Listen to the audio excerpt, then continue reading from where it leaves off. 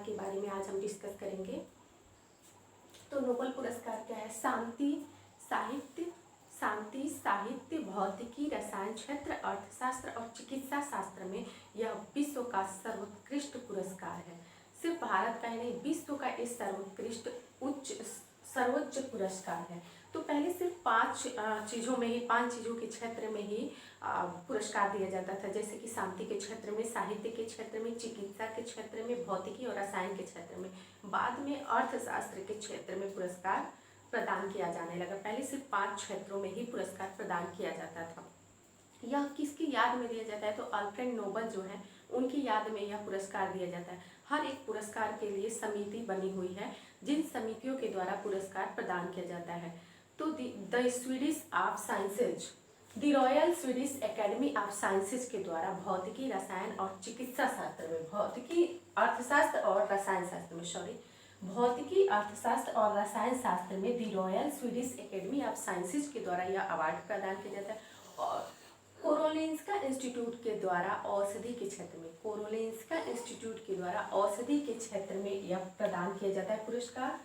Norwegian Nobel समिति के द्वारा, नॉर्वेजियन नोबेल जो समिति है उसके द्वारा शांति के क्षेत्र में पुरस्कार प्रदान किया जाता है। नॉर्वेजियन नोबेल समिति शांति के क्षेत्र में पुरस्कार प्रदान करती है। प्रत्येक पुरस्कार विजेता को एक मेडल, एक डिप्लोमा और एक मॉनेटरी अवार्ड प्रदान किया जाता है। जो भी विजेता होते हैं उसको एक मॉनेटरी अवार्ड, एक मेडल और डिप्लोमा प्रदान किया जाता है। कैसे शुरू हुआ था यह नोबेल पुरस्कार?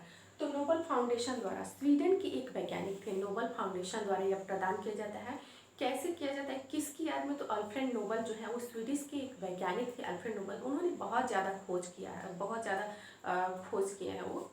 तो अल्फ्रेड जो नोबेल थे उनकी याद में दिसंबर 1896 में उन्होंने क्या किया था, अपनी मृत्यु से पहले उन्होंने अपनी एक वसीयत बनाई थी। ट्रस्ट को उन्होंने अपनी जो संपत्ति थी, वो अपनी संपत्ति का एक बड़ा हिस्सा उन्होंने एक ट्रस्ट को दे दिया था।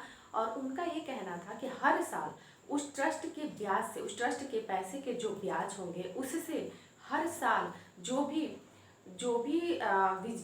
ये शांति, साहित्य और भौतिकी, रसायन और अर्थशास्त्र, चिकित्सा शास्त्र, इन सभी क्षेत्रों में, उन्होंने अर्थशास्त्र को नहीं कहा था, उन्होंने सिर्फ 5 ही क्षेत्रों में कहा था, अर्थशास्त्र बाद में दिया जाने लगा। तो उन्होंने कहा था कि इन 5 क्षेत्रों में जो भी व्यक्ति मानव जाति के लिए सबसे कल्याणकारी रूप से कार्य करेगा उसको उनके ट्रस्ट के ब्याज के पैसे से उनको पुरस्कार प्रदान किया जाएगा। तो हर साल दिसंबर में यह पुरस्कार प्रदान किया जाता है 10 दिसंबर को, क्योंकि अल्फ्रेड नोबेल की पुण्यतिथि 10 दिसंबर को है। तो अल्फ्रेड नोबेल की पुण्यतिथि 10 दिसंबर को है, उसी दिन 10 दिसंबर के उनके पुण्यतिथि के दिन ही पुरस्कार प्रदान किया जाता है। लेकिन इसकी घोषणा अक्टूबर में ही हो जाती है, सितंबर अक्टूबर में ही, अक्टूबर में ही हो जाती है। तो पहले, और ये भी है कि मृत्यु से पहले, मृत्यु जैसे कि घोषणा होने के बाद और मृत्यु बाद में हो रहा है, तो उस आदमी को पुरस्कार दिया जाएगा कि नहीं, तो ये किसी भी मृत व्यक्ति को पुरस्कार या संस्था नहीं देने को कहती है। लेकिन मृत्यु अगर ये हो गया है, अनाउंस हो गया है कि हाँ ये पुरस्कार विजेता है, जैसे कि शांति के क्षेत्र में, भौतिकी के क्षेत्र में, 6 क्षेत्र जो है उन सभी क्षेत्रों में अनाउंस हो गया है, नाम अनाउंस हो गया है, और उसके बाद से वो मर जाते हैं, उनकी मृत्यु हो जाती है, तो अभी भी उनको पुरस्कार प्रदान किया जाएगा। तो ये था हमारा नोबेल पुरस्कार, जो शांति, साहित्य, भौतिकी, रसायन, चिकित्सा और अर्थशास्त्र के क्षेत्र में विश्व का यह सर्वोच्च पुरस्कार है। ये हमेशा प्रत्येक पुरस्कार एक अलग समिति द्वारा प्रदान किया जाता है। The royal Swedish academy of sciences जो थी उसके द्वारा भौतिकी, रसायन और अर्थशास्त्र के क्षेत्र में पुरस्कार प्रदान किया जाता है। कोरोलेंस्का इंस्टीट्यूट के द्वारा औषधि के क्षेत्र में पुरस्कार प्रदान किया जाता है। नॉर्वेजियन नोबेल समिति के द्वारा शांति के क्षेत्र में पुरस्कार प्रदान किया जाता है। और प्रत्येक पुरस्कार विजेता को एक मेडल, एक डिप्लोमा और एक मॉनेटरी अवार्ड प्रदान किया जाता है। कैसे शुरू हुआ था यह नोबेल पुरस्कार? तो नोबेल फाउंडेशन द्वारा स्वीडन के वैज्ञानिक अल्फ्रेड नोबेल की याद में दिसंबर 1896 में मृत्यु के पूर्व अपनी संपत्ति का एक बड़ा हिस्सा उन्होंने एक ट्रस्ट के लिए सुरक्षित रख दिया था।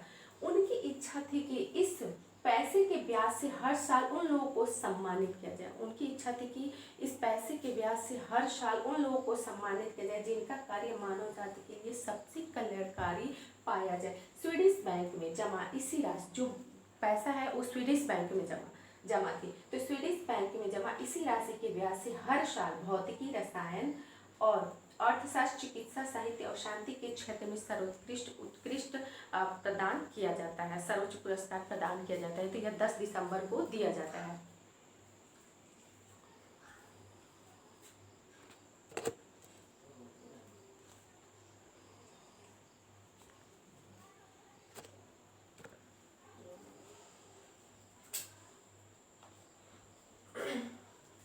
Thank you so much.